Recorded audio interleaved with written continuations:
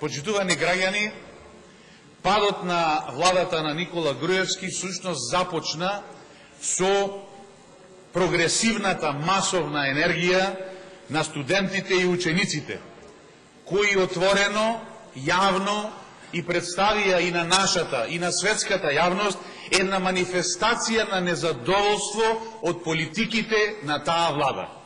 Значи, од политиките првенствено во сферата на образованието. Сите се сеќаваме, тогаш започна крајот на владата на Никола Груевски. Денеска владата на Никола Груевски е минато, 2 месеци Никола Груевски не е премиер, владата падна, имаме нова техничка влада, која треба да овозможи услови за фер и демократски избори. Затоа да не забораваме, таму каде што младоста, таму каде што прогресивноста го води главниот збор, само таму има прогрес. Овдека младината, односно учениците и студентите, го кажаа своето мислење и својот став за погубните политики на владата на Никола Груевски во изминатите 10 години. Кога слушам како колегите од парламентарното мнозинство, викаат, зошто не го подобривте законот, зошто не учествувавте амандмански, како можете да подобрите нешто што е лошо? Како можете да подобрите нешто што е зло? Јас на вистина не разбирам, не сме веројатно само ние пратениците од опозицијата, родители, па само ние да гледаме што се случува за време на екстерното тестирање во нашите домови со нашите деца. Ам сигурно и пратениците од парламентарното мнозинство имаат деца. Сигурно гледаат што се случува пред и за време на екстерното тестирање. Па на што личи тоа? Дали е тоа модел за вреднување на системот и квалитетот на знаењата? Или е тоа само една расипана, трула, неуспешен обид на власта да ги заплашува, да ги уценува, да ги држи во страв наставните работници, да ги држи во страв професорите, па и учениците. Зошто? Само затоа да размислат кога идат изборите за кого ќе го дадат гласот. Па тоа никаде го нема на светов. Значи, ова е заедничка политика во Европската Унија, во областа на образованието не постои. Меѓутоа, земјите од Европската Унија се договориле да одредат одредени насоки, одредени стандарди, да определат одредени критериуми според кои државите членки или тие што аспирираат да бидат членки на Европската Унија ќе се држат при творење на системот на образование во тие држави. Еве ги тие насоки. Значи, ова е обезбедување на квалитет во образованието, политики и пристапи кон евалуацијата во училиштата во Европа. Значи, извештај на Юридис во 2015 година издадено од Европска комисија. Овдека точно е наведено зошто треба да служи евалуацијата, односно екстерната евалуација, екстерното тестирање, за идентификација на недостатоците и проблемите во наставните материјали, во наставните програми, во системот на образование и за нивно отстранување, успешна борба и превенција против таквите недостатоци и мани.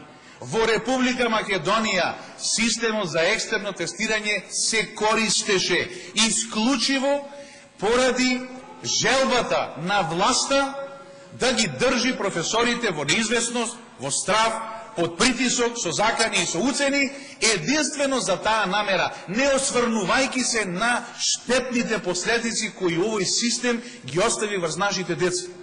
Па јас на вистина не можам да сватам како е можно 3 дена пред екстерното тестирање ученикот да дознае за кој предмет ќе биде тестиран и за 3 дена единствената работа што треба да ја направи е да научи 300 задачи доколку е предметот математика. Да научи 600 одговори на 600 прашања доколку предметот е македонски.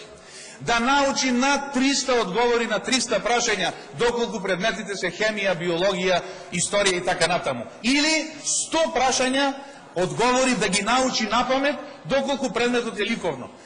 И прашање е дали предметните професори ги знаат одговорите на тие прашања. Ете, тоа е, почитувани граѓани, екстерното тестирање во Република Македонија. Ама јас ова не го знам од што ми кажувале. Ја гледав керка ми, го гледав син ми. За 3 дена 300 задачи. Која е поентата на такво екстерно тестирање? Екстерното тестирање треба да ги вреднува трајните запаметени вредности, трајните усвоени вредности. Квалитетот на образованието не се гледа преку 300 задачи кои ќе треба да ги решат за време на 2 часа тестирање. Значи, небулозата, абсурдот, оди дотаму што професорите, уплашени за тоа дали ќе им се одрази на платата, ги поспешуваат учениците, им ги даваат одговорите, комуницираат на интернет и сето тоа за еднократна употреба. Само за да се потврди оценката што наставникот, професорот му ја дал на ученикот.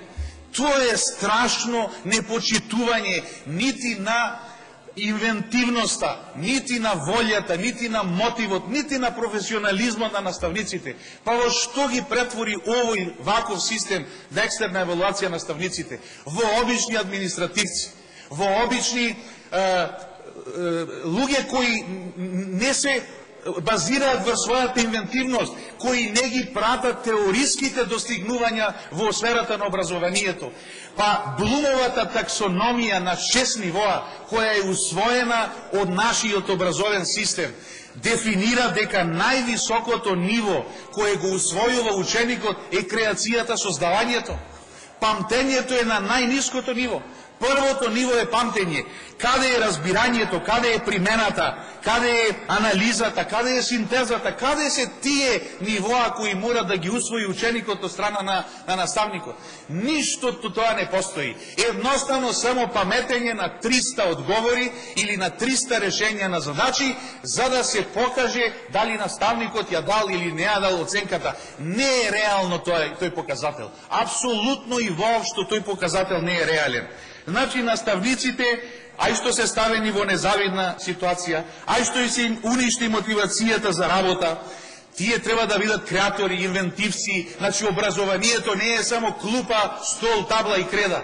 Образованието е нешто многу позначајно, многу поважно од инфраструктурата.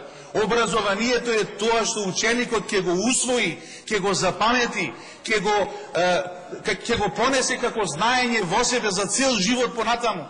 За какво усвојување на знаење зборуваме, кога студирав пред 25 години, од 12 испити на факултет, само 3 ми беа семестрални. Подоцна сето тоа отиде кон почесто проверка на знаењата. Значи, денеска немате испит кој трае 1 година, кој после 1 година се полага на факултетите. Денеска се полага према колоквиуми. Значи, периодот за проверка на знаењата се скратуваше. Денеска е најмногу 1 семестар. А ние сега на најмалите, на основците, што им правиме? И на средношколците. За цела година материјалот да го изучат во 3 дена и да научат напамет 300 одговори. Па не е тоа, почитувани граѓани, тестирање кое ќе ги идентификува проблемите. Дали е проблем дете од 4-то оделење по 7 часа или од 3-то оделење до ниедно време ноќе, со чанта потешка од него, со учебници кои обилуваат со нонсенси, со небулози. Сега прочита висока класа биле политичарите во општеството на Република Македонија. Или дека секој човек треба непоговорно да ја слуша владата што зборува. Па тоа ли се теоретски знаења кои треба да ги стекнат?